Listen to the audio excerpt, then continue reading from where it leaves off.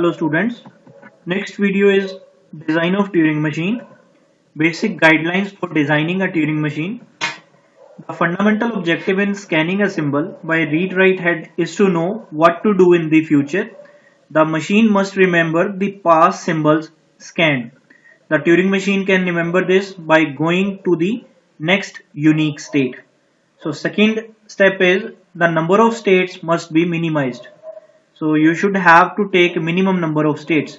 So this can be achieved by changing the states only. Number one, when there is change in return symbol.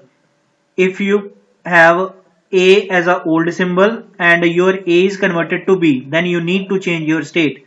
If you are converting 0 to 1 or 2 to B, it means you need to change your state from Q0 to Q1 or Q1 to Q2, whatever the state may be. So if there is no change of symbol, that is your old symbol is A and the new symbol is A, old symbol is 0 and you are getting 0 as a new symbol, then there is no need to change your state, right? So the second condition is when there is change in the movement of read/write head, that is when you are in left state and now you entered into right direction, or you are in the right direction and now you have changed to left direction, then again you need to change your state from Q0 to Q1. If there is no movement of head, that is your head will remain in left state to left or right to right, then again there is no need to change your state, right? And the third and the last condition is when some input or when some infinite loop occurs, then again you need to change your state at that point. So before we will starting with any example, you should keep these 3 points in your mind, that you can design your Turing machine either by using transition table or by using transition diagram. In both of the cases, you will proceed as this, right? So first of all, you need to write down the steps. In steps, you will have to mention the initial state, final state and total states. Next, processing of strings. How your particular string will be processed by a machine. That is, you need to define the acceptability. Then last part is you need to draw the transition diagram or the transition table. So let's proceed with first example. In first example, I am going to design this example with the help of transition table. So example statement says that design a Turing machine to recognize all strings consisting of even number of ones. It means you need to design a machine which can accept 2 ones, 4 ones, 6 ones and so on, right? So first of all, we have to define the steps. So in step 1, I have defined Q1 is my initial state. Machine M, Turing machine M enters a new state, that is Q2, on scanning first one and writes B, that is it will convert this B to 1 to B. That is the reason I have changed this state. If M is in state Q2 and scans 1, it enters a new intermediate state, that is Q, and writes B. Then Q1 is the only accepting state. Accepting state is also called final state. So next is computation sequence of double one, means acceptability, checking the acceptability, right? So I am taking double one as my first example.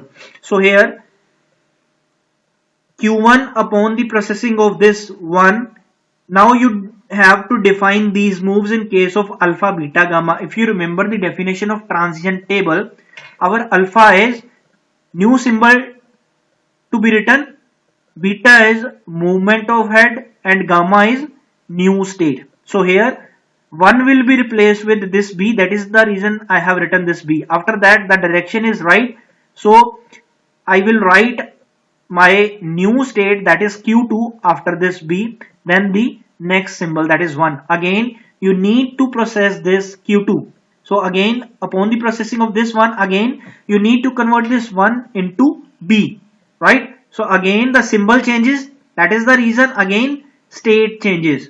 So BBQ1, right? So I have started from the initial state and I have reached at the final state. It means 11 string is accepted as Q1 is the accepting state, right? So let's take an odd example. So here I have three consecutive ones. So three consecutive ones means odd sequence. It means this sequence will be rejected by this machine because we have designed this machine for even number of ones. So let's see again.